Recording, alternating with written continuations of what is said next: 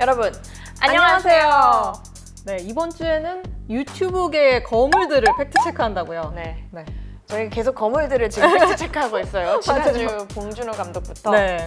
이번에는 알릴레오의 유시민 노무현재단 이사장과 홍카콜라의 홍준표 전 자유한국당 대표가 뭉쳤죠. 네. 이른바 홍카레오라고 네. 했죠. 네. 두 분이 10가지 주제를 놓고 한 160여 분 동안 토론을 했는데 여기서 나온 발언들을 팩트 체크해봤습니다. 네. 최근의 통계가 이전 소득이 근로소득을 넘어섰어요. 하위 20% 계층에. 네. 네? 하위 20% 계층에 이전 소득이 뭔가 하면 국가에서 지원하는 그 현금 복지입니다. 복지 부분. 예. 전부 합쳐서. 이전 소득이 근로소득을 넘어선 사례는 2003년도 통계청 생긴 이래 처음입니다. 그 하위 20% 소득계층, 하위 20% 소득계층의 연령별 구성이 어떻게 되는지 확인해 보셨어요? 네, 한번 말씀해 보세요. 그러니까 지금 하위 소득계층이 이전 소득이 많은 건 저는 굉장히 자연스러운 거라고 봐요. 왜냐하면 거기에 고령자가 차지하는 비율이 최근에 와서 급격하게 높아지고 있거든요. 아, 좀 민감한 주제인데요.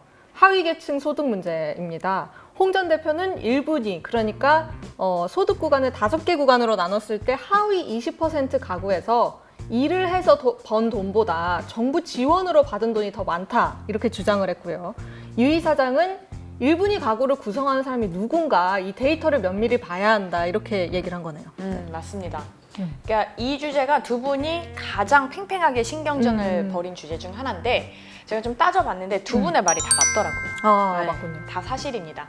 통계청 올해 1분기 가계동향 조사를 보면 1분위 가구, 그러니까 하위 20%의 월평균 공적 이전 소득이 45만 1,700원입니다. 아, 공적 이전 소득이라고 하면 국민연금, 기초연금, 아동수당 같이 정부가 직접 지원하는 사회보장 수혜금이라고 보면 되죠. 아, 역시 경제부자인 알고 거 있습니다. 제가 잊지 않고 있습니다.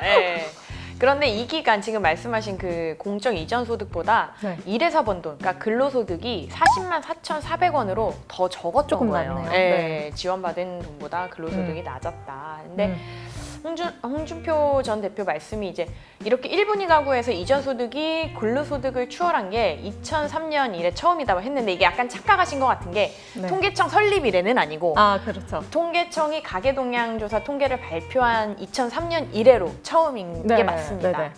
이게 저희 연합뉴스가 또 지난달에 통계청 자료를 분석을 해서 기사로 썼던 내용인데 아, 그렇군요. 네, 저희 그래서 홍 전 나온 대표님이 연합뉴스 기사를 열심히 보시면서 공부하시는 것 같다는 생각을 했습니다. 네, 고맙습니다. 아, 기사 더 열심히 써야겠네요. 아, 경제 기사 열심히 쓰셔야 아, 돼요. 네.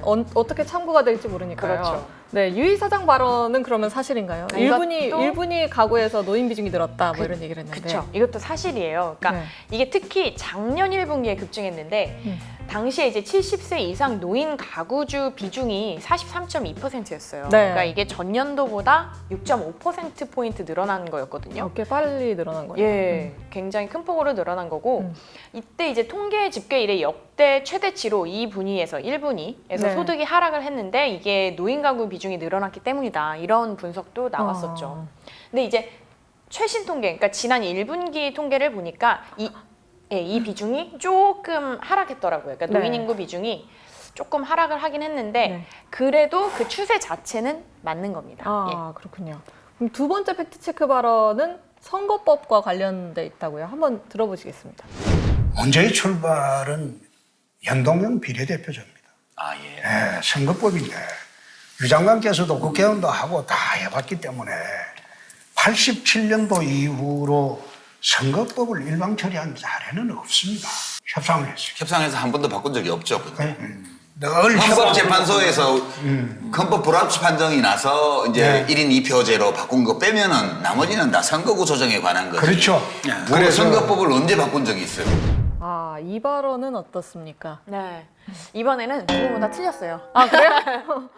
다 사실과 다른데 일단 홍 전 대표 말과 달리 1988년에 소선거구제를 도입할 때 여야가 합의하지 않았고요. 날치기로 선거법 개정안을 통과를 시켰습니다. 아. 옛날 기사가 다 나와 있는데 기사 보면 새벽에 야당 의원들이 국회 이제 단상 주변 이제 점거하고 뭐 이렇게 있고 장성만 국회 부의장에 의안 상정하니까 여당이었던 민정당 의원들이 이의없습니다 이렇게 대답하고 1분 만에 막 통과시키고 그래서 뭐 또 대치가 이루어지고 막 이랬더라고요. 그런 문제가 있긴 있었군요. 네.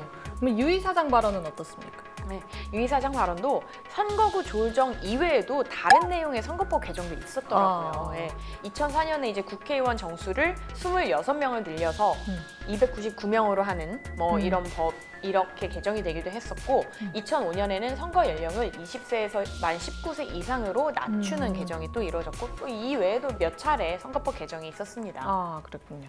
그럼 마지막 팩트 체크 할 발언 한번 보실까요? 그거는 내 취향이라기보다도 미국의 사례를 보면 그게 안정적이다. 미국이 엉망이라니까요 요새. 아니, 미국이 지금 실업이 없어요. 우리나라는 왜 실업이 지금 없어요? 나라는 지금 거리에 실업자가 이번에 넘쳐나고. 어느 대학 허허. 미국에 실업이 없습니까?